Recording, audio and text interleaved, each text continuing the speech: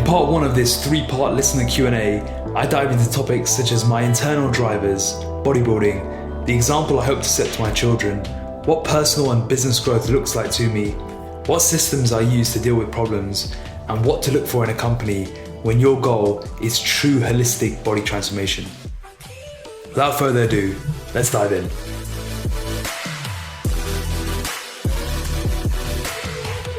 I'm proud and excited to announce that the new book, Transform Your Body, Transform Your Life, is now available. I've put the links to grab your copy from Amazon worldwide in the show notes, and I can't wait to see what you think. As a thank you for listening to the podcast, email podcast@rntfitness.com with your receipt, and we'll send you the free ebook version to start reading immediately. If you like a sneak peek of what's inside, you can download the first chapter at rntfitness.com/book. Also, you've heard me talking about the power of journaling for a long time, so I'm happy to announce we've now got customized RNT journals in store. There's a mix of prompts and freestyle writing, which you can take a glimpse of on rntfitness.com/journal. Just a quick one before we get into this episode. If you're in the UK and you use supplements, I'd highly recommend checking out Reflex Nutrition, where they're giving up to 40% on all their range if you use the code PTRNT at checkout. I've been using Reflex for nearly a decade, with their microwave being one of my favorite whey proteins. It's grass-fed, hormone-free, and digests so well compared to most on the market.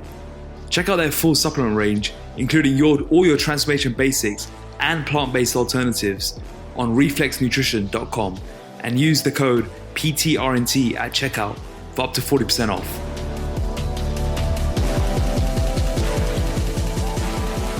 Okay, so today we are doing something a little bit different. I put a post out on our Facebook internal members group, the RNT family, and an Instagram poll as well to gather some questions and do something a little bit different on this podcast. Any of my previous solo episodes, I've always had a sort of topic to cover. What I thought I'd do that might be quite interesting is do a Q&A style. So I got about 15 to 20 questions from the two different platforms that were really, really good. I wanted this to be a little bit deeper, not necessarily the normal, should I eat protein or carbs, but a little bit deeper, more meaningful questions. And I got about 15, 20 really good questions split into three different categories. The first one is more around personal and business, especially around business lessons and dealing with challenges. The second is more around the long-term transformation journey and just what it takes to actually really not only get into shape, but stay in shape. And I think it's a common subject that we're speaking about more and more people are getting aware of, just from the nature of our comms in the last couple of years, where we've been pushing this journey to be in shape for life. And I think it's now coming into fruition that people are actually realizing that, yeah, you can get into shape and that's actually quite easy. Staying in shape is a whole different ballgame. And the third is something really interesting. I posted out something around my new meditation practice. I've tried for years to get into meditation, and I've just clocked, as of recording this, around 65 days in a row, which for me is huge. And it's been a real incredible experience that I want to dive into, explain a bit more about, and tell you my own practices. I'm no meditation expert by any means, but I've read a decent amount around the topic. I've tuned into a lot of what I've experienced with meditation, especially having come out of quite serious bouts of burnout. So this should be quite interesting. I'm going to split this up into either 2 or 3 episodes, depending on how long they go. So we're going to kick it off with personal and business, and then we're going to transformation, and then we're going to meditation and fatigue management. So looking forward to diving in. Looking forward to a different type of podcast here, and hopefully it gives you a little bit more insight into what we're doing, into the mission, into the vision, and into more holistic transformation tips. So we're going to kick it off with personal and business. And the first question comes from the RNT Facebook group. And it's a question from Ricky asking, what's your why? He's got a bunch of questions here that I'm going to run through. And what's your why? So I'll split this into two parts. So we've got business and fitness. I'll start with fitness. Why do I still train? Why do I still prioritize myself, self-care?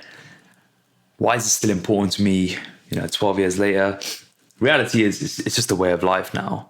I think when you know what good feels like, the bigger question is, why wouldn't you do this? And I think over the years, once you transition from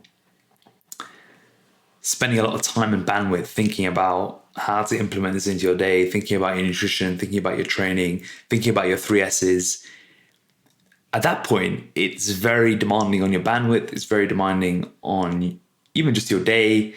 It feels like there's things you have to do in your day that don't feel natural to you.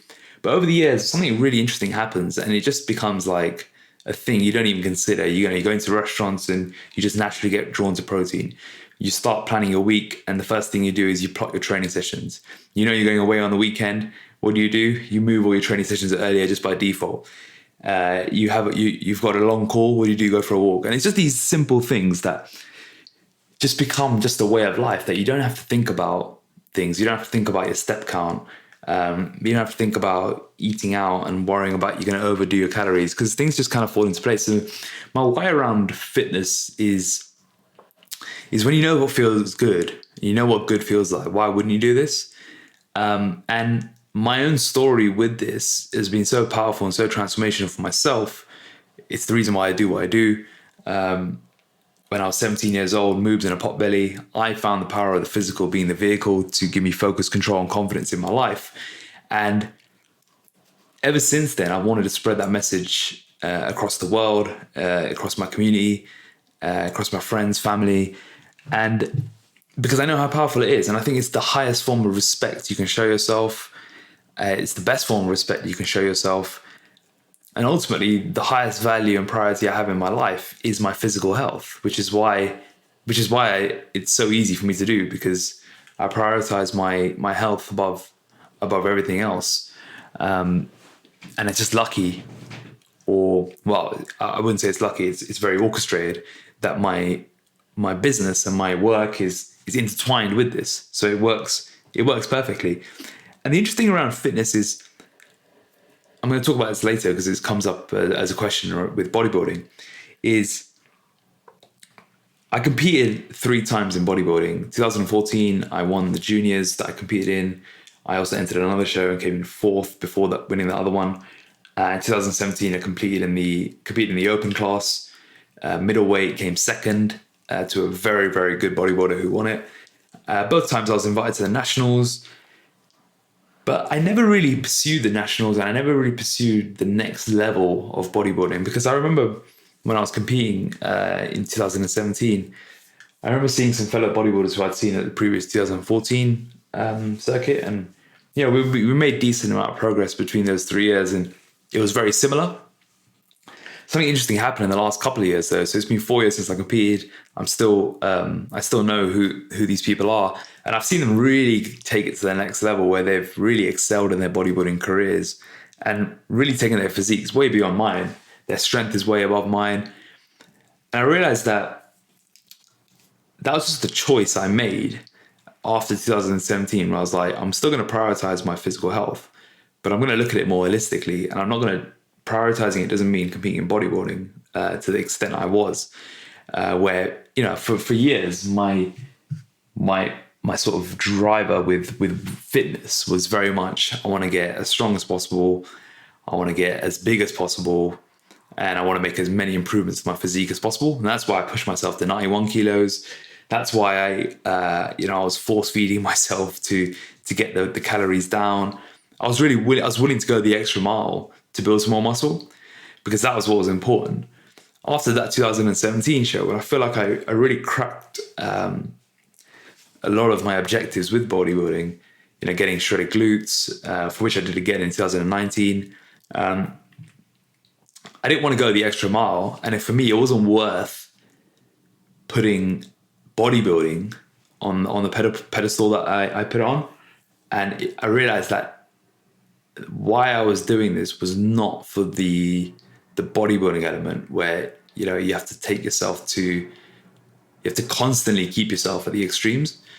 What I was doing it for was more for more feeling good, more from looking good year round, performing at a high level.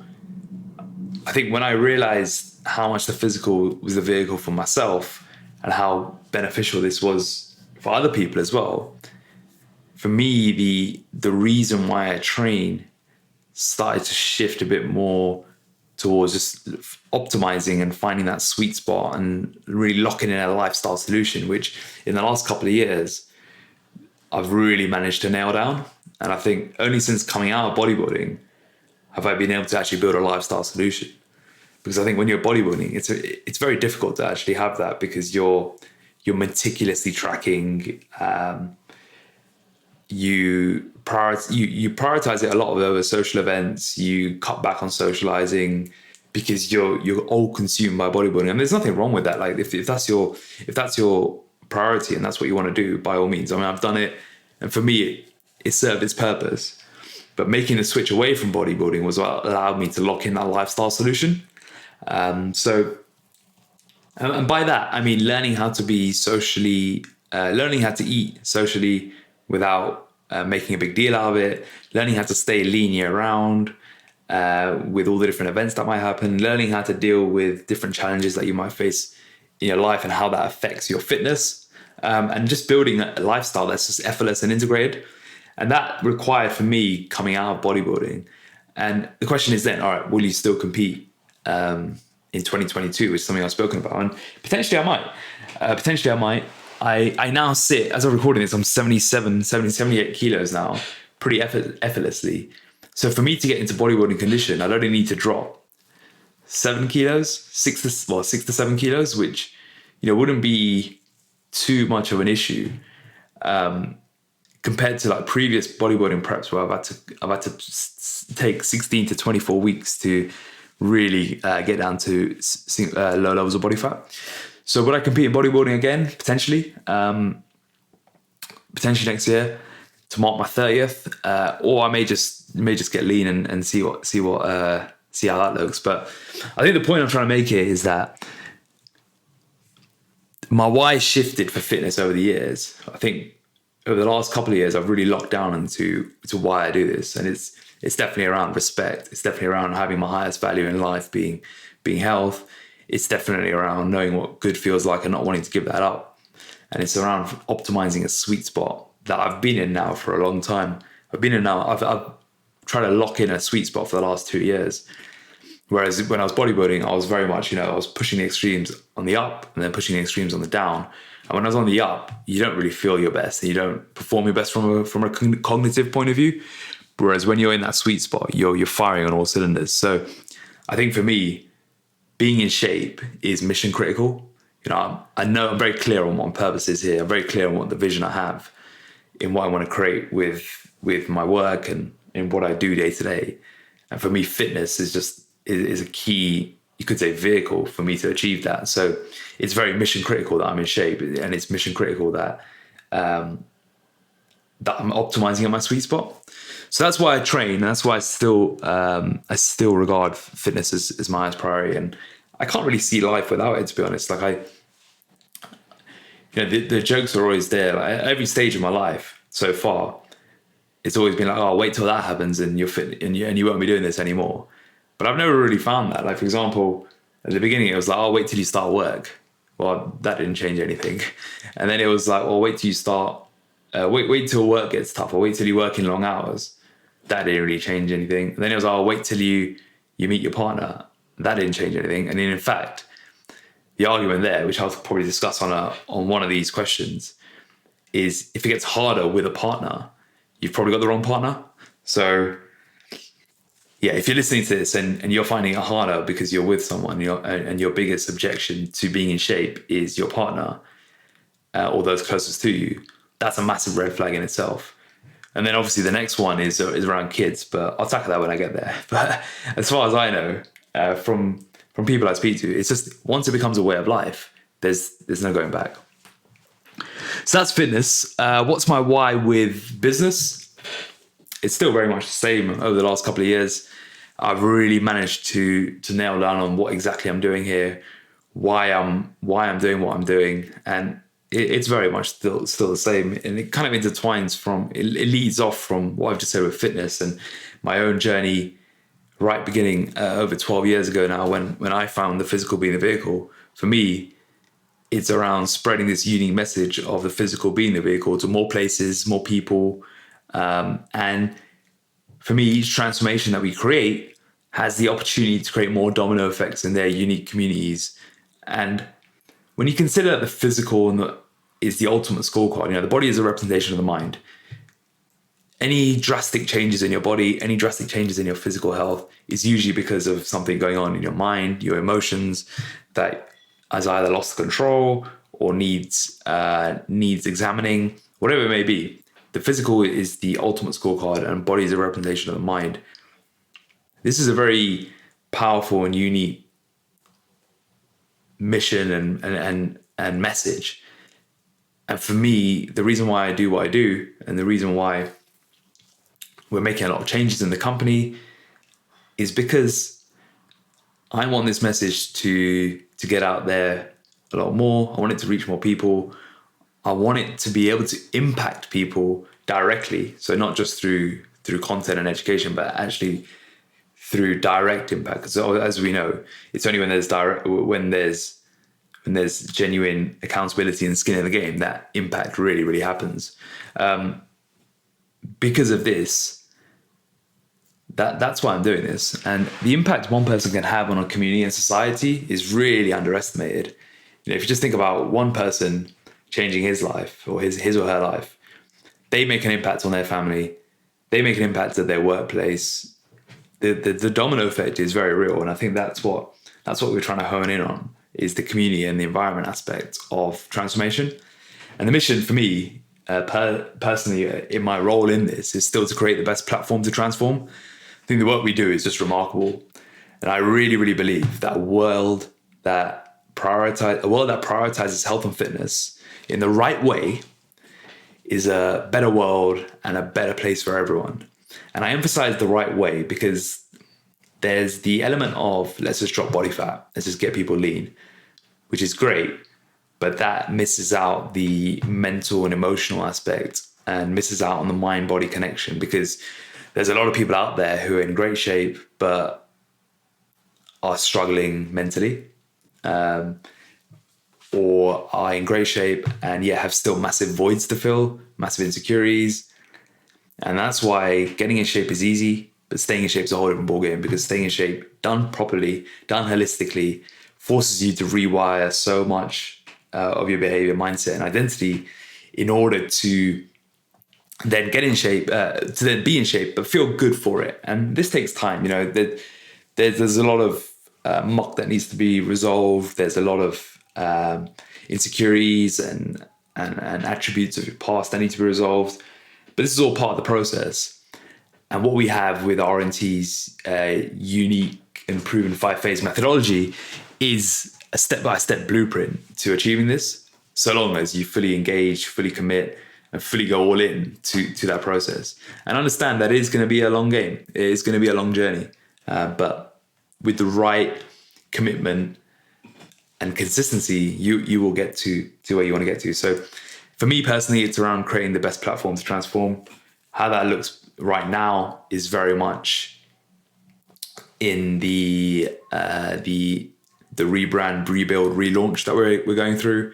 It's in the new custom tech that we're building, and you'll see more of this in the next coming weeks with regards to the new look and feel of the company, the new campaign that we're launching, the new movement that we want to build around it. So there's a lot of exciting stuff coming with regards to how this fits with my mission, and that's very much why I get out of bed. And honestly, this year has been one of the most exciting years to do it in. And the more I reflect on the last 4 and a half years in particular, I found each year that reason, that why, just gets bigger and bigger, and it just becomes easier and easier to be able to do it. There's no, I get asked a lot about motivation. So what's your how do you keep yourself motivated?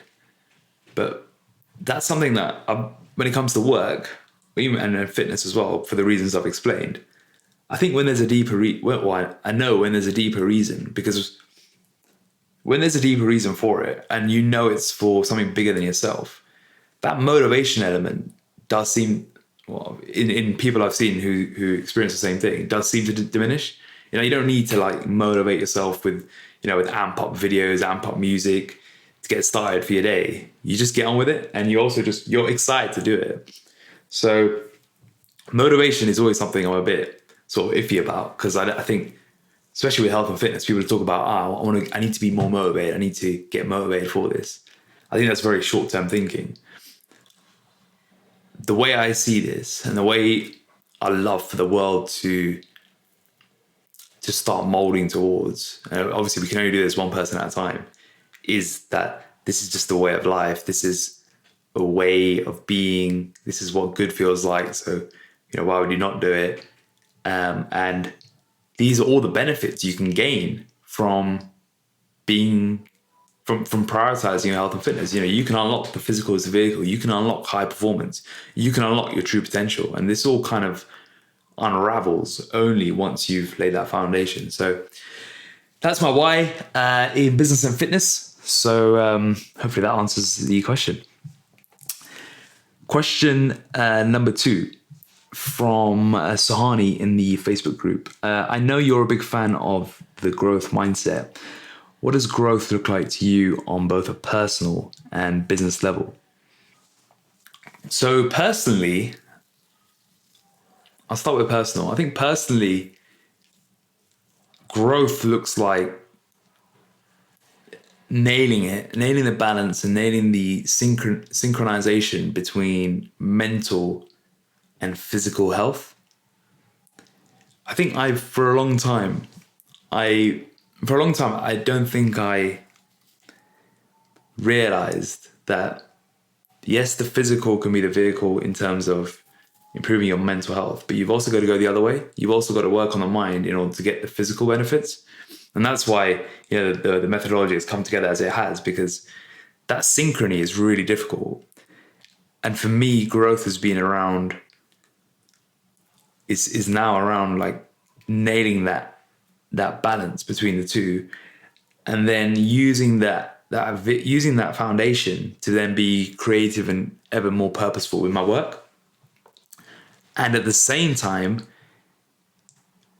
really nurturing the relationships around me. I've talked a bit in the past around the 3 C's of creativity, connection, and care, or self-care, and the S before that.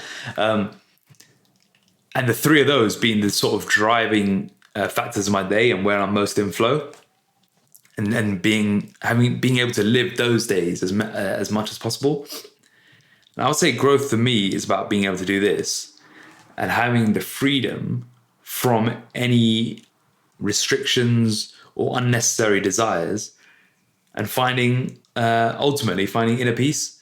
I remember a couple of years ago, I asked someone, I think it was on this podcast, I can't remember who exactly it was, and I asked them, what's your definition of success? And they said to me, inner peace. And I remember thinking, this was maybe 3 years ago, and I remember thinking, that's weird. I don't really get that, but yeah. And but now I totally get it. I totally get it. I think growth is around, for me personally, it's around freedom from restrictions, freedom from unnecessary desires, finding peace within myself. And the growth element comes in knowing myself more, so I can attune to these things, being aware of what's going on inside of me at the core level, as opposed to just sort of the fabricated thoughts and emotions that surface instead, and continuing to develop this and fine-tune this so that I can serve in the best way possible. So there's quite a lot there, but I think it all ultimately links to combining physical and mental health, continuing to prioritize that, using that as a vehicle to be creative and purposeful in my work, using that as a vehicle to nurture the closest, have amazing relationships with those closest around me. But ultimately, also, personal growth comes from, for me now, is all about freedom from restrictions, freedom from unnecessary external desires, freedom from anxiety or like unnecessary thoughts and emotions, and just finding that state of peace is a really good place for me to be in, but also a really good place to continue to strive towards, because that strive is never, you don't just arrive at this point and think, oh yeah, I'm here now. It's just a continuous journey, both within and beyond. And that's what personal growth is looking like for me at the moment. And then with business, there's multiple layers to this. One thing I'm thinking about a lot at the moment, and one thing that's really important to me, is building something bigger than myself. I'm not here to make this all about Akash Vaghela. I'm not here to just build something which is about Akash Vaghela. What I want is something bigger than me, something that's special, that's long term, and that hopefully something that lasts for decades. It's not about a short term sort of play here. This is not something me dipping my toes into. I'm not here to do this for a couple of years, then go off and do something else. I know I'm here for. I know that the reason why I'm here, and for me, I'm here to build something special, long term, and hopefully something that lasts for decades. And growth in business right now looks like building something bigger than myself, something that attracts people to my vision, and something where people can take hold of this vision and make it their own, and somewhere where we build this together. I was telling Ed on the team last week, I was like, one thing that is really important to me is creating a place where people can build genuine careers, and a place where people can be a part of a journey that goes beyond just sort of the short-term mentality that's rife in fitness. I'll probably discuss this on another question that's around the element of new fitness businesses, or quote unquote businesses. But what's really important to me in business growth is around building something that's bigger than myself, building something that attracts people to my vision. And the growth lies in continuing to create impact, continuing to have an amazing service, continuing to create an environment of self-mastery, continuing to build community, and continuing to promote a healthy lifestyle. And these are 5 core values: impact, service, self-mastery, community, and lifestyle. And it's promoting these core values that ultimately will achieve my bigger vision in the world, which only happens by transforming one person at a time, one community at a time, one society at a time.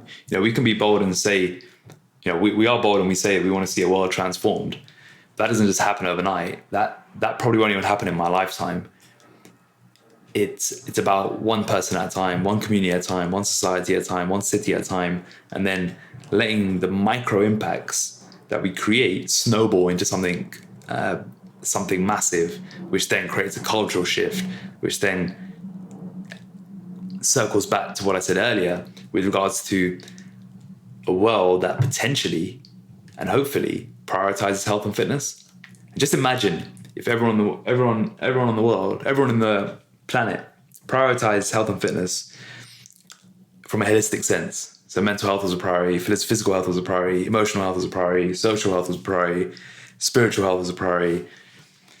Growth from a business perspective is about taking these small steps forward towards this vision of seeing a world transformed. It's building something bigger than myself. It's doing it with a team. It's attracting the right people to this vision and building it together. And it's enjoying the journey as I go along. So that's what growth is from a personal and business perspective at the moment. Question number 3, I believe, is also from Ricky. What example do you hope to set to your future kids? When I read this was an interesting one because I've not actually thought much about it. I've spoken in the past around wanting to really be an active father, but I've not thought about what sort of example I hope to set. I think when it comes to examples, the best way kids learn, from my own understanding anyway, is through just observation. It's one thing to tell your kids something. It's one thing to give them things to learn about, or even just doing activities with them or whatever it may be. And obviously I'm just speaking from potential hypothetical situations, but also just from speaking to parents, especially with young kids. And there's one thing doing that, and there's another thing just through observation of what are you actually doing. Because I think you can talk, this kind of applies in every aspect, in that you can tell someone what you're going to do, you can tell someone what you want and all these sorts of things, but action always speaks louder than words. And I think for me, a lot of it will be around promoting health and well-being and knowing that the rest will follow. And that will be, whether that's with nutrition, whether that's with activity, whether that's with training.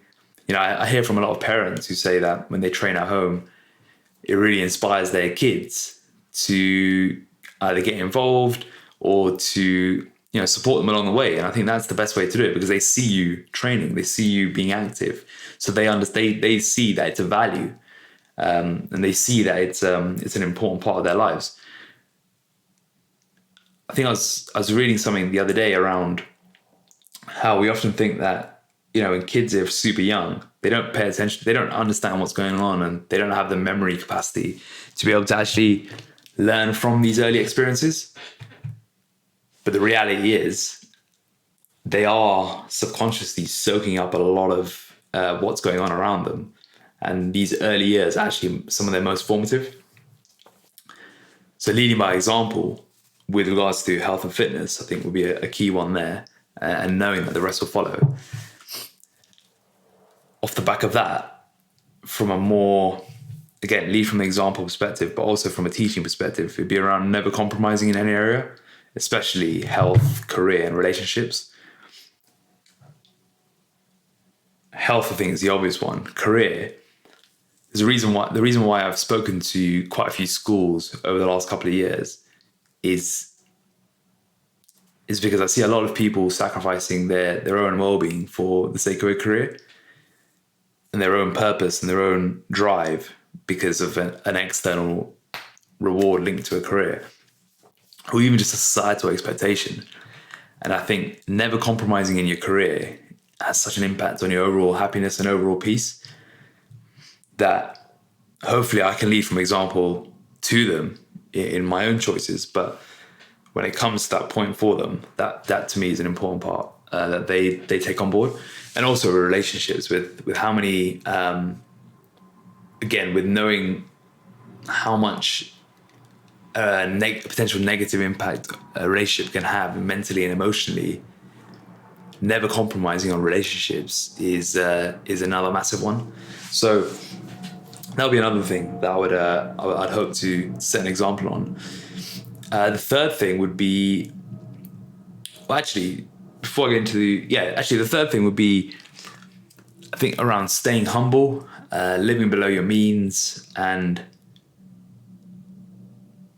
just avoiding that lifestyle upgrade trap. I think I see a lot of people falling into this trap where, and I made a very conscious decision not to do so maybe 5-6 years ago, where people upgrade their lifestyle in accordance with their income. I think it's the biggest trap you can put yourself into, because life then becomes around matching your overheads as opposed to just living with purpose.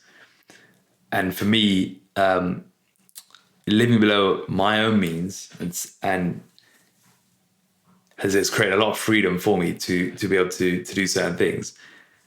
And hopefully I can pass that on to my future kids as well, because I think, again, it's very short-term thinking. I think playing the long game and being satisfied living below your means and freedom from like excessive external crutches, you could call them crutches, can make life a lot easier and more free. So that's another big one. And that humble element is what I was taught through my parents, and I think it's a key thing to pass on. I think they used to hammer it down me. I know they listen to this podcast, so they'll be happy hearing this, but they hammered it down to me from a very young age around always staying humble and always living below our means. I think it's the reason why, for example, my monthly expenses are ridiculously low, and that creates a level of freedom that I don't think I would have had I not listened to that advice. And ultimately, it's definitely playing the long game with that. And then the last thing I would say is kind of coming off the back of the business growth and the business why that I discussed earlier, was around genuinely just with your career or the way you live your life. I think genuinely just being purpose driven and fighting and having something you're fighting for, no matter how small, that's bigger than yourself, and understanding that you're here to make a difference, not just to settle for what is. Hopefully I can set this example through what I'm doing at the moment, and continuing to do whenever they may arrive. But I think that's something that I love for them to build on, and hopefully do something way bigger than I ever plan to. So those are the sort of examples I hope to set to my kids at the moment. That's sort of what I thought of. Those are my initial thoughts on that subject. And a lot of these do come from my own upbringing. So yeah, hopefully to pass that down through the generations. Next question. Is, what are the highs, lows, and lessons you've learned from being an entrepreneur? I believe this one came from Rahul on Instagram. So I'll split this up into probably two parts. Go highs and then lows and lessons, because I think they're quite linked. So with the highs, I'll just rattle through these as opposed to spending too much time on these ones. For me, on reflecting on the highs so far of being in business, I'd say actually following on from the kind of point I've mentioned before, being around having the freedom and having the freedom of my time. I think that's the big one, and it's probably why I really promote asynchronous working in the team as well, because I think being bound to a clock just makes life very stressful. Knowing you have to clock in at a certain time and clock out at a certain time. Everyone on the team has different working hours. Some work from 6 a.m. until 4 p.m. Some work 10 p.m. till 8 p.m. Some do a shift in the morning and then a shift in the evening. It's whatever works for them. And my rule is always, as long as the work gets done, as long as the work is quality, I don't care when you work. And I think freedom of time has been a big one, because as a personal trainer, which I was before, when I was a personal trainer, I was bound to the client's clock, and I was bound to the hour. So there was never freedom of time. Of course, I could set my times in terms of when I wanted to work, but ultimately, if you don't, there are only certain times you can do it logistically, given the nature of the job. So I would say freedom of time, freedom of being able to set my own calendar has been a huge high, and one that I probably don't appreciate as much, and one that I try and tune into every now and then. For example, the other day I was reviewing some deadlines that I had coming up, and one of the deadlines just landed almost straight after the wedding, and I was thinking, and it was starting to create some unnecessary stress a couple of weeks ago. And I just remember thinking to myself, what am I even doing here? No one cares about these deadlines except you. You've created these deadlines yourself. You've added unnecessary stress to everyone around you. Why don't you just move it? And that internal check-in with myself is just actually, why am I adding a restriction for no reason? Why don't I just try and move? Why don't I move it back and enjoy the wedding, and then enjoy the enjoy the deadline for what it is as well. So that's probably been a massive high. That's a bit more sort of intangible, a bit more at the same time curated by me for the team as well. So that'd be a big high. Another one would be the building of a team and building like a high performing team of superstars and seeing them do incredible stuff. I think it's never been more evident than this year, where we're undergoing the rebrand, rebuild, relaunch of RNT 2.0, going through the RNT upgrade, and we've just managed to build a collective of 10 or so people who are just high performers, really bringing their unique value to the team, and knowing that this is a team sport, and knowing that as a team we can achieve so much more than doing it as a one-man band. And that has been so cool to see. Like, there's been so many instances this year where I've just been blown away by things that have been produced, things that have been made, and the initiative I've seen has just been incredible. And what the biggest high out of that has been the fact that there's been a core team of people who've taken my own vision. They've latched onto it, they've taken it to heart, and now they're living and breathing it. And some of the stuff we see in our Slack channels, in our meetings, in our WhatsApp groups, honestly, it's like the most refreshing thing to see when someone is living and breathing a bigger vision than all of us. That everyone on this team knows that we're doing something bigger than ourselves, and they all know that what we're doing together can trump what you can do alone.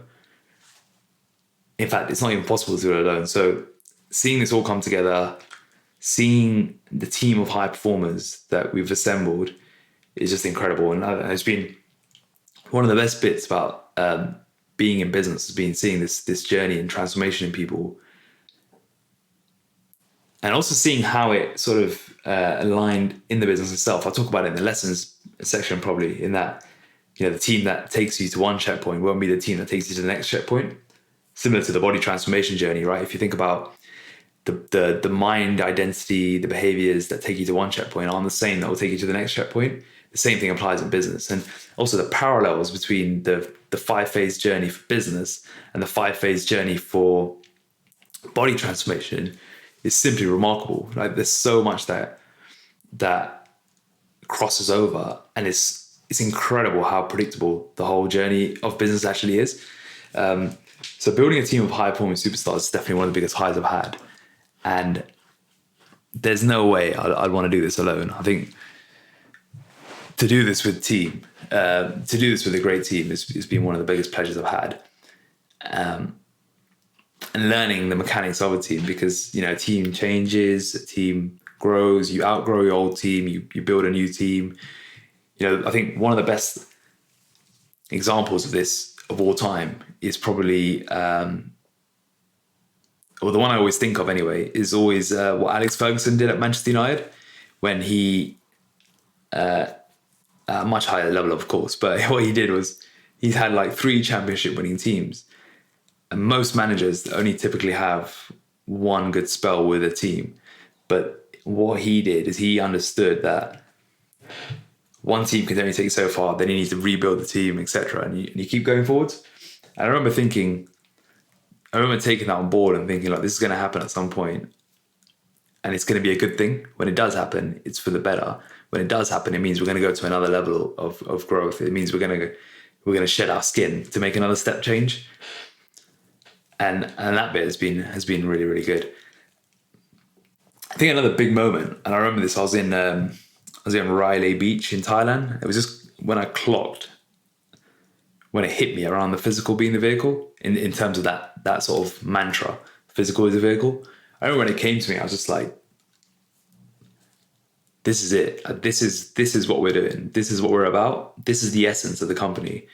This is the mission, in that we're changing lives through fitness, and the physical is the vehicle. And I just remember this very vivid moment when I was walking along Riley Beach, like on some cliff edges and all alone, just walking around. And I was just thinking about what some of the recent feedback we'd had from our members. And I was just thinking, yeah, this is it. This is why we're doing it. This is why we're doing it. And that, I don't know why, but that was a real big high for me. Because then after that, it just made everything a lot easier. We were more focused as a company, and we would just double down on the physical being the vehicle. So those are some initial sort of 3 highs. The other sort of other ones that rattle off to me as well that come to mind are just this kind of leads back to the team bit, but I'm just going to give another shout out to the team and just the overall culture of this first half of 2021, where I think we've done more especially the last quarter, we've done more in the last quarter than I think we would have imagined doing in 12 months. Just all behind the scenes and all internally. And I think I'm just really excited to see the work come to fruition and come to life. That's been a really exciting part of the journey. I think the other ones that come to mind are when we formalized the 5 phases. I think for years I knew they were all over the elements of the phases were kind of scattered around. Formalizing them into one place was a massive high. And then obviously that led to the book, which was a more of a personal high that I've been personal objective of mine for nearly 10 years. And then some other really big wins and highs that I remember were the community aspect and the parties and the meetups. That 2-year anniversary party and the Christmas party of 2019 before COVID hit. There were some really big highs there. In that, we packed out London nightclubs. We had 200-300 RNTers in one roof. It was just really, really good fun. And I just remember being on a constant high throughout the day and night. I was gutted that we had 2 events cancelled in 2020, for one in London, one in New York. We're going to host our first meetup in New York, which I'm really excited for. Nevertheless, we'll have to do this again. But those are some really big highlights, because it just emphasized the community aspect, but also emphasized the domino effects and the inspiration and empowerment that we're instilling in our members' lives, and what they're instilling in their inner circles' lives. So that was a massive win for a high as well. And the last one I would say is probably the impact on and this is more specific, it's a specific high to me from my own heritage, is the impact on the Asian culture. I think it's fair to say that before RNT, before I set up RNT, there was always this belief that as South Asians, firstly, we couldn't have health and fitness as a career. But secondly, that South Asians couldn't get into shape. And they're very strange stereotypes looking back. But I think driving this shift in culture and driving this change is always going to be one of my biggest highlights over the last couple of years, just because I've noticed as a result of it, how many more South Asians are aware of their health and fitness, but also how many more South Asians now think of health and fitness as a potential career choice. I've seen more and more South Asians get into health and fitness over the last couple of years. And I think that's great. I think it's needed. I'm really glad that I've managed to play a part in that, especially because, when I first decided to go into health and fitness, the first reaction I got was, how are you going to pay the bills? Whereas now it's very much a more accepted, potentially not yet accredited and professional route, but definitely more accepted. And hopefully over the years, it becomes more and more of an obvious career choice, because what we're doing is, in my opinion, more powerful than many professions out there, especially in healthcare. So I think that's been a massive win. Okay, so on to the lows and lessons of entrepreneurship over the past couple of years. I'm going to combine them into 2, because I think it's always a very cliched saying, but there's no such thing as failures and lows. There are only lessons. And I think the reality is, when I look back, any sort of low period I've had, I've never really considered them in the moment as low because I've never really let it completely get to me in my head. I've always like, I think my fiance always says, in fact, when this comes out, she'll actually be my wife. So she always says, like, I don't know how you manage to still joke around when you've got all this shit going on, or when, certain, there's been certain times where it's been very, very difficult. And she's like, I don't know how you manage to still joke around and still like have fun, even when this has happened or that's happened. And I think I've always just seen it as just par for the course, and knowing that some things just happen, but it's always for a good reason. And it's always, in most cases, orchestrated as I wanted it to be as well. So I think from that perspective, they've all been things which have led to better things on the other side. And in that moment, that's all I'm focused on. I'm just channeled in my head, like, this is just temporary. And on the other side is a much better position that we're all in. So I'd say the biggest thing with regards to lows would probably be, it's more sort of letting go of my mental self-care, in that what I tend to do when I'm up against it is I think I just block out any sort of feeling and emotion. I just suppress everything and I just go double down, all guns blazing.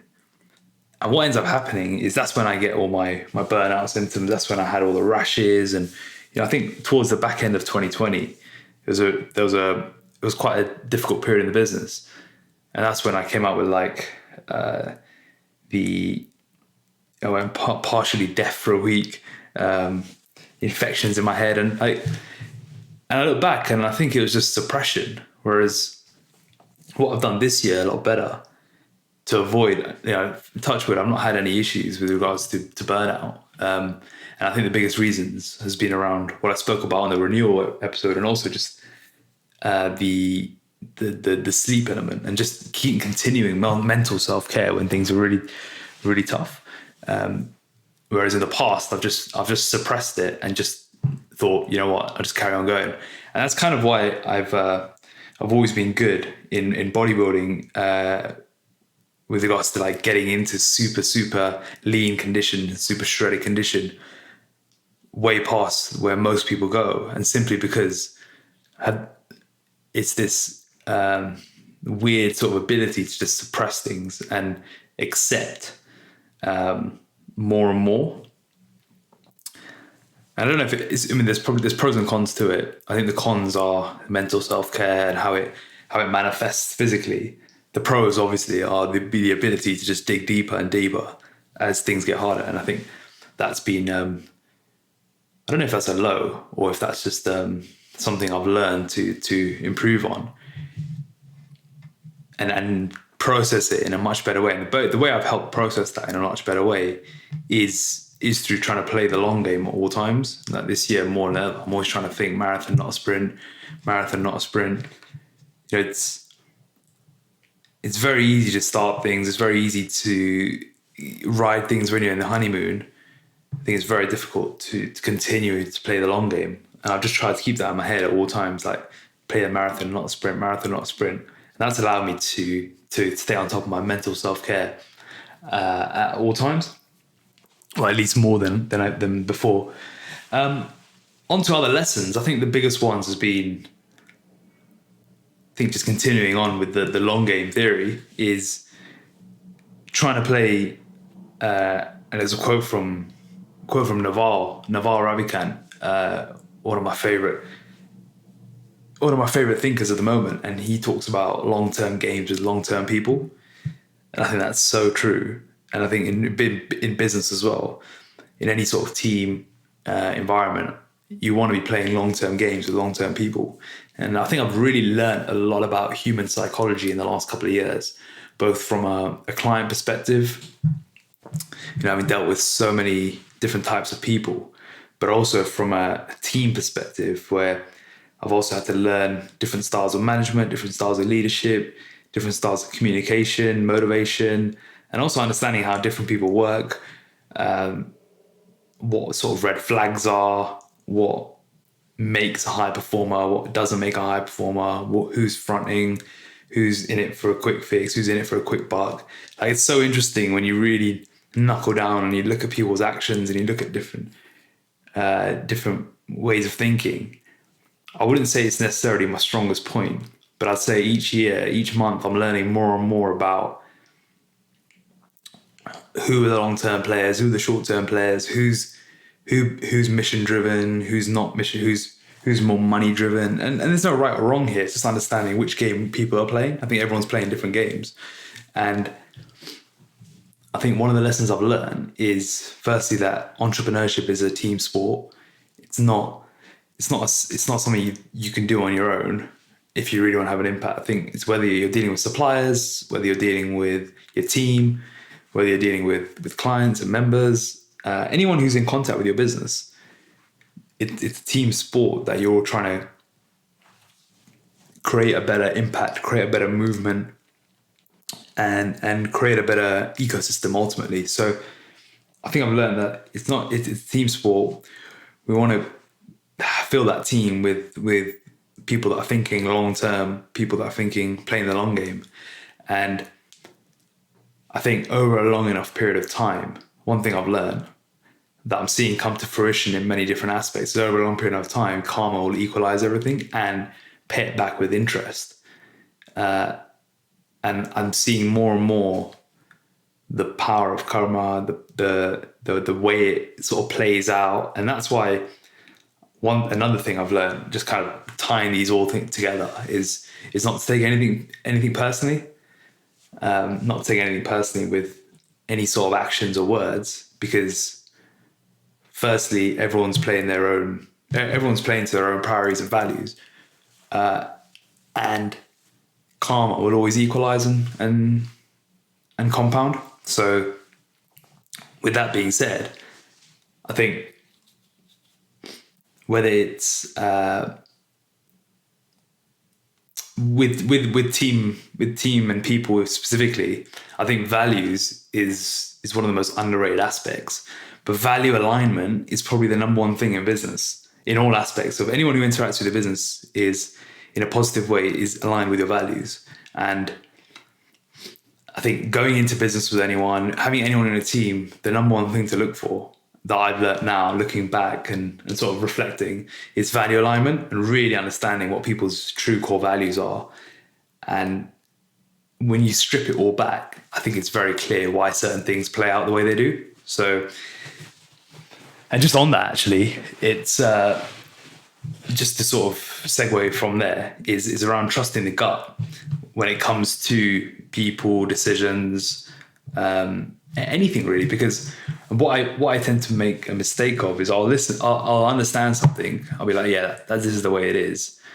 I listen to my gut, I know it's right, and then what happens is I try to justify all the different potentials, and I go all the way around the circle, make all the mistakes along the way, and then in the end I'm like, actually, I got it right at the beginning. I should have just listened to it at the beginning. But I don't listen to it enough and find that my gut tends to be clouded by a lot of different thoughts and decisions. One of the big things I've learned is if I can try and hone in on what the gut says right at the beginning, then chances are it's going to be bang on the money. But one of the mistakes I've had is trying to find all these other scenarios, playing it all out. By the end of it, it's a lot of time wasted. So that's probably another one with regards to sort of lessons. More sort of general sort of things which come to mind are I've also learned how predictable business is. When I speak, a lot of my friends who are in business are all from different fields, and all the challenges, obstacles, problems they face are all the same at various stages, whether they're slightly ahead, whether they're coming up. And I think that's been really interesting in that. And it just helps you not take things personally, not be shocked when certain things happen, because it's all part of the game. Like, for example, the team that takes you to one checkpoint and to one stage of the business isn't the team that will take you to the next checkpoint. You know, there's a saying of like crossing the desert, when you go from sort of a lifestyle band of brothers everything's really fun, to a bit more serious, data-driven, performance-driven, bigger impact, bigger risks, all that sort of stuff. And one team doesn't suit the other, and the other team doesn't suit the other, and there's no right or wrong, because not everyone wants to do that. Everyone wants different things, and that's okay. And I think it's understanding that everyone wants different things, because sometimes you can get caught in your own head of thinking, oh, everyone should be thinking like this, or everyone should be like me, when the reality is everyone wants different things, and the goal is to find people that align to your values, vision, and objectives, and rally them together. And that's why it's a team sport, and that's why you need to play with long-term games with long-term people. So that's been really, really interesting. I think it's a lesson I've learned, that I was told a lot of these lessons, but it's only until you go through it, until you live and breathe it, that you can actually understand them and take them to heart and actually learn from them. So yeah, that's been an interesting lesson. And just on the subject of sort of management, one thing I've learned for myself when it comes to my own style of interacting in team, is one of the things I really value is having my expectations being managed over everything. If I don't have my expectations managed, no matter who I'm working with, it always starts to strain, and it always starts to cause issues, because I'll be like, well, why wasn't this done, or why wasn't that done, or why isn't this deliverable we met? All I need is assurance of expectations, and if they're managed, then it can work really well. Because ultimately, I like to give freedom to a lot of people. I like people to work autonomously. I like to give people responsibility, but I think with that, there needs to be a high level of accountability tied together. Otherwise, responsibility doesn't work without accountability. So responsibility and accountability need to be there, and they need to be there from the beginning, because you try to bring them later on. And this works with a coach-client relationship as well. If the accountability is not there, if accountability is not there between a brand and who they're interacting with, or whatever it is, it's hard to bring it in afterwards. So responsibility needs to be paired with accountability. And with that comes really, really good work, because then people can work autonomously, but they can work with accountability, and therefore quality is produced, and everyone is happy, because everyone's producing good work. So there's a couple of lessons that kind of come to mind off the back of that question. Next question. Do you have a set system to overcome your problems? For example, mental strain, business, personal, etc. And this one, I believe, is from Instagram, from Rahul. So a couple of things here that I use personally. Biggest ones that help me sort of maintain mental sanity are training, hard resistance training. That's always been my anchor. Walking, I've spoken before around the 10,000 step rule is my barometer for knowing that I've got control of my day and I've got control of my priorities.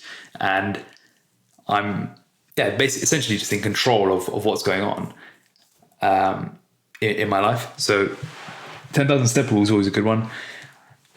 And then if I split this into different aspects of life, I think if I talk about from a relationship point of view, best way to overcome problems has been open communications, being very, very open and transparent. Really, really helps. We have a weekly journal sort of check-in session that we have every weekend, where we discuss appreciations, to-dos, plans for good times. But where the real value in that is a section called opportunities to improve. And this is where every week we have the ability to essentially clear the clogs if anything potentially building up. And that has been an absolute game changer for us from a relationship point of view. And that overcomes any sort of, it kind of gets the root cause of the problem straight away. So open communications with a weekly sort of structure around it really, really helps from a relationship point of view. And then more from a mental health, business and just personal perspective, there's a couple of things I can just rattle off here. The first one is maintaining perspective, like understanding that will this actually matter in 5 years' time? It's very easy to get caught in the weeds and start thinking everything is a massive deal, and most of the time, in 5 years' time, it's not going to matter. The other thing is diminishing your own self-importance. I think it's very easy to think that everything is really important, everything is critical, especially if you've got perfectionist tendencies, which I have. Like I can easily stress myself out over being a perfectionist because I want things in a certain way. The reality is no one really cares. As harsh as that sounds, no one cares about things. More about the things that you think everyone cares about, no one really cares. So having perspective on, firstly, will it matter in 5 years? And secondly, does anyone care? The answer is no to both of those questions most of the time. And that can make a massive difference in just easing any sort of mental strain, whether it's in business, personal, or whatever that may be. The other thing is around meditation. That's been a new practice that I've taken up this year, over the past couple of months, and meditation with no intention. So I've not tried to do it to crack anything. I've not tried to do it to achieve a certain objective. I've just done it with no intention, and just done it for the sake of meditation and just enjoying that moment. That moment with myself. And what it tends to do is it brings up any sort of problems that maybe floating around, and allows me to sort of decipher what's going on and break it all down. I'm going to discuss meditation later on, so I'm not going to go into too much detail now. But the other thing, just to carry on from that, is that most of the problems that I perceive as problems tend to just be thoughts in our head. And most of the pain that we self-inflict is in our head and self-created. But when we realize, and you can do this through meditation really, really well, when you realize that we aren't our thoughts, and thoughts are just things that appear in the consciousness, then it can ease a lot of strain that otherwise is created. So that makes a massive difference. And in the business, the biggest one for business is and this actually extends to my own life as well, is just knowing what I want. I'm very clear on what I want with my relationships, with my health, with my work. In anything I do, I'm very clear on what I want, and I know what the bigger vision is. And because of that, it always helps me see the bigger picture and not worry so much about what's going on day to day. If things happen, I don't tend to dwell on things too much. I don't tend to let it stop me in its tracks. I'll just sort of carry on. Sort of links back to the earlier point, but what I'm trying to do now is carry on whilst also processing it, not just carrying on whilst suppressing it. So there's a little bit of a difference there, and that makes that's been a real shift for the positive. Next question. Since COVID, anyone and everyone is a coach on social media after going through their own transformation with a 12-week program, and this appears to be like a conveyor belt to me and not a lifestyle. How should one go about choosing the right coach or school in transformation for life? When people ask for advice on transformation, on who and what they should look for when looking for transformation for life, and what they should keep in mind in commitments. Interesting question. And very, very interesting question. And definitely understand where the sentiment comes from. Obviously been a massive spike in coaches and people entering any sort of self-development, fitness, health arenas since COVID's happened. So I understand where the questions come from. This one came from the Facebook group from Vanita, I believe.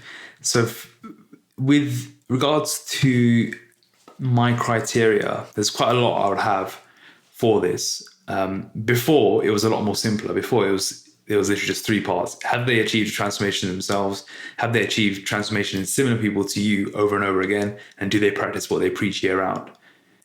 I think I'd add more to that now, just because of the nature of the industry, the nature of what's happening in terms of a total lack of barrier to entry, a lack of accountability, a lack of responsibility. Because of that, my criteria would be a lot longer now. I would have have they achieved a transformation in themselves in every possible way? So, well, if we're talking fitness, have they done it from a fat loss point of view? Have they done it from a muscle building point of view? And have they done it from a maintenance point of view? All three of those, because I think those three are really important. So have they got to the extreme from fat loss? Have they taken extreme on muscle building? And have they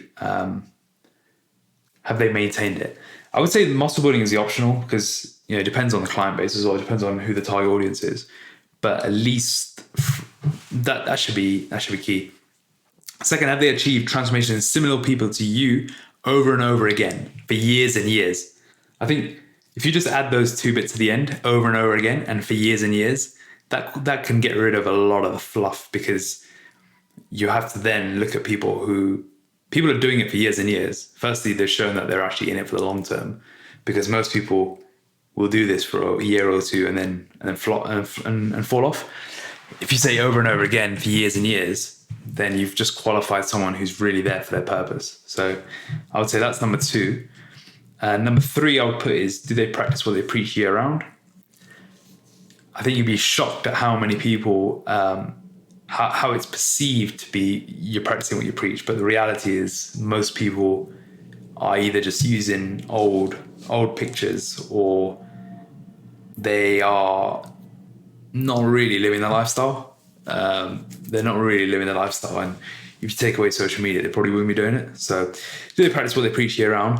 But I think where it really gets interesting is a few more sort of criteria that I just thought of now. First one is, if you put them in front of a room and you ask them to speak on the X's and O's of body composition, could they hold their ground? I think it's very easy to just dish out macros, dish out training plans, which doesn't really take much thought. But can you actually understand the X's and O's and deliver it in a teachable format in front of people? Because then like live Q&As, like live seminar audiences, because then you can really separate the wheat from the chaff. Anyone can hide behind a keyboard and sort of answer questions, but can you actually stand in front of a crowd and give live seminars, live Q&As? And I've done loads of these in the past, and it's always interesting to see how people can stumble at this point. So that's another one I'd add. The other one I'd add is look at what people are selling. If people are selling 12-week programs, people are selling 1 month fat loss programs, that you probably want to stay away from them. Or do they offer something different? Like, is it just fat loss, or is it holistic? One thing we've moved from as a company is we used to sell 1, 3, and 6 months. Now we're only selling 12-month programs. Why? Because in order to get in shape and learn how to start staying in shape, you need at least 12 months. It's not going to happen in 6 months unless you get in shape in 2 months and you got 3 months. Then there's not enough time to learn how to stay in shape with all the different seasons of the year. So we're quite bold in what we do, in that we offer now minimum 12 months, and that's for a very, very good reason, in that it aligns with our philosophy a lot better of teaching people how to get into shape the best way possible and then stay in shape the best way possible. Another question, will they teach you principles, or are they just going to give you mindless plans? Will they empower you, or will they just tell you what to do and take all the thinking out? Pros and cons to both. But I would, if you're looking for transformation for life, if you're looking to get into shape for life, you want to be looking at people who are giving you principles, people that want to empower you, people that want you to be able to manage your self-care for life. Other sorts of things. What stories are they telling that resonate to you? What is the bigger vision? What is the bigger values of the company, or of the company? Like, do they have a clear vision? Do they have clear values? I think that's very, very important. Are they playing the long game, essentially? Is it a one-man band with no accountability, or is it a team? I think there's a lot of one-man bands. There's nothing wrong with that, but there's no accountability, and that can be quite a dangerous thing to interact with. And then how long have they been doing it? Have they only been doing it since they got into shape? Have they only been doing it for about 6 months? Like, these sorts of things, I think they're not individually, they don't make or break, but I think collectively they really can help inform you. So there's a lot of things there that can help inform you what to look for, because I think, again, they don't think on their own. you might think, oh, that doesn't make sense. That's not very fair. But I think together and all in a circle, I think can make a very well-rounded offer, and just ticks a lot of the boxes around, are they purpose-driven? Are they in it for the bigger picture? Do they really live and breathe this lifestyle? And that's something I'm really, really passionate about, in that every trainer, every coach should live and breathe this lifestyle. Doesn't mean you need to be shredded around, but you need to practice what you preach behind the scenes. And you need to be constantly on this journey of improvement yourself, and showing that you're leading from the front. So that's really, really important. I think one thing that COVID is taught is, again, it's another quote that I heard, is it's never been easier to start a company. It's never been harder to build one. It's very easy to just pop up now and offer something. It's very difficult to continue doing it for years and years. Having trained a lot of new trainers, whether in a coaching capacity or whether in a teaching capacity or whatever that may be, one thing I've learned is over the years is it's very fleeting. And a lot of the people that I remember from back in the day, they're not doing it anymore. And that's why a big qualifier is like, who's still doing it 5 years later? Who's still doing it 2 years later? Because then you can differentiate whether it's passion or purpose, whether it's a hobby or a profession, and who's actually treating it properly. Because those who really live and breathe this are all in. They're not just doing it because it's a nice trend of COVID. They're not just doing it because they got into shape themselves and now want to kind of live off the hype and the sort of attention that they've got now. They're doing it because they have a real deep, meaningful reason for it. And look, I think it's amazing that more people are getting into our industry. I just hope that people remain accountable and people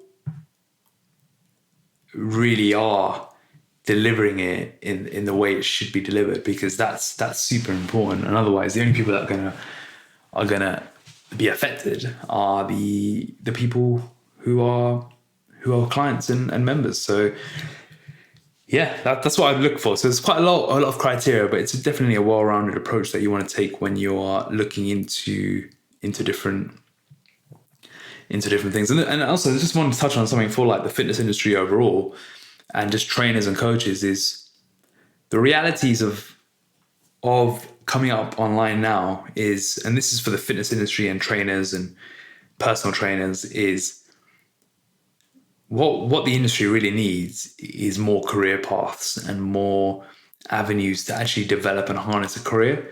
Because what's going to happen is, and this is why you see this is why the turnover rate in the industry is so high, is that it's a very sort of time for money. You're limited by how many hours you have in the day, or you're limited by how many people you can serve. And then after that, you're capped and there's no real career potential.